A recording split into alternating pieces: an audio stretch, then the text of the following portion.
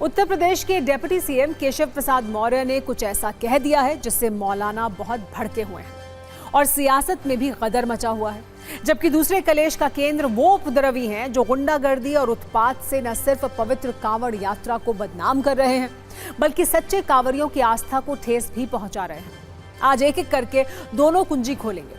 पहले आपको यूपी के डिप्टी सीएम केशव प्रसाद मौर्य से मिलवाते हैं, जिन्होंने अपने मदरसों वाले एक विचार से मॉनसून में भी सियासी आग भड़का दी है, जिन्होंने पहले तो मदरसों का आतंकवाद वाला कनेक्शन बताया और अब भी उस पर कायम है। इस कलेश की जड़ में है बांग्लादेशी मूल की लेखिका तस्लीमा नसरीन का एक बयान, जिन्होंने हाल ही में कहा था कि बांग्लादेश के मदरसों में जिहादी तैयार किए जा रहे हैं। केशव प्रसाद मौर्य से इस पर सवाल पूछा गया तो उन्होंने कह दिया, मदरसा बांग्लादेश का हो या भारत का, सारे मदरसे आतंकी पैदा करने की फैक्ट्री हैं। इस बयान को सुनते ही बहुत से लोग भड़क गए, मौलानाओं का पारा चढ़ गया।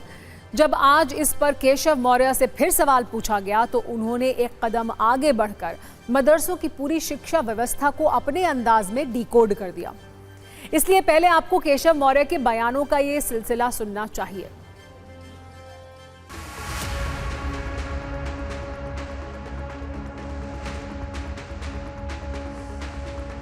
मदरसा बांग्लादेश का हो, चाहे पाकिस्तान का हो, चाहे भारत का हो, मदरसा तो वास्तव में अगर देखा जाए तो अघोषित तौर से आतंकवादियों को पैदा करने की फैक्ट्री है। मैंने इस पहले भी कहा है और आज भी इस बात को दोहरा रहा हूँ, ये मदरसी शिक्षा निश्चित तौर से जो भी प्राप्त करता है वो भारत माता की जय नहीं बोलता, वो वंदे मातरम गान नहीं करता और उसकी मानसिकता जैसे किसी आतंकवादी की होती है उस प्रकार की बन जाती है। ये कोई पहली बार है क्या? ये तो वास्तविक है, ये वास्तविकता है, सच्चाई है कि मदरसी शिक्षा निश्चित तौर से तमाम जितने भी बड़े से बड़े आतंकवादी चाहे भारत के अंदर हो आए हमले कराए हों, चाहे दुनिया के अंदर हमले कराए हों, वो मदरसी शिक्षा का ही परिणाम। अब यूपी के डिप्टी सीएम के इन सभी बयानों का सुविधा अनुसार विश्लेषण किया जा रहा है। समाजवादी पार्टी और कांग्रेस इसे बीजेपी की हिंदू मुस्लिम वाली आग का अगला एक्सटेंशन बता रही है, तो राजनीति के कुछ जानकारों को इसमें 2027 के माहौल वाला एंगल दिखाई दे रहा है।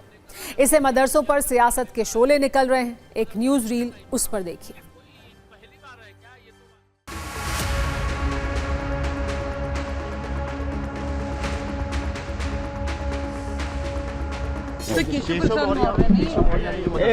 कौन है ये?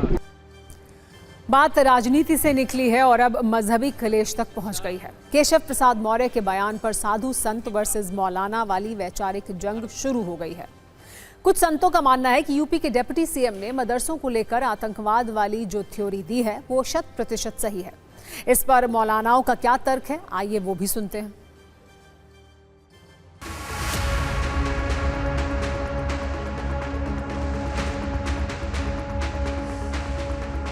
केशव प्रसाद मौर्य जी ने जो कहा है 100% सर्वथा सत्य है।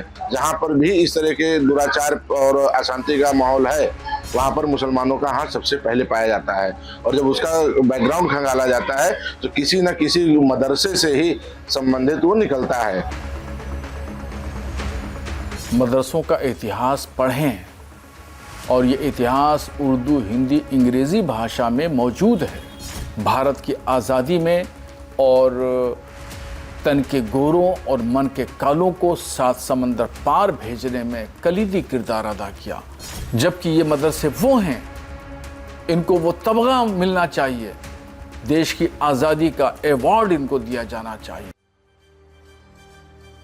जिस वक्त डिप्टी सीएम के बयान से सियासी और मजहबी कलेश हो रहा है, उसी वक्त यूपी कैबिनेट ने मदरसों को लेकर एक बड़ा फैसला भी कर दिया है।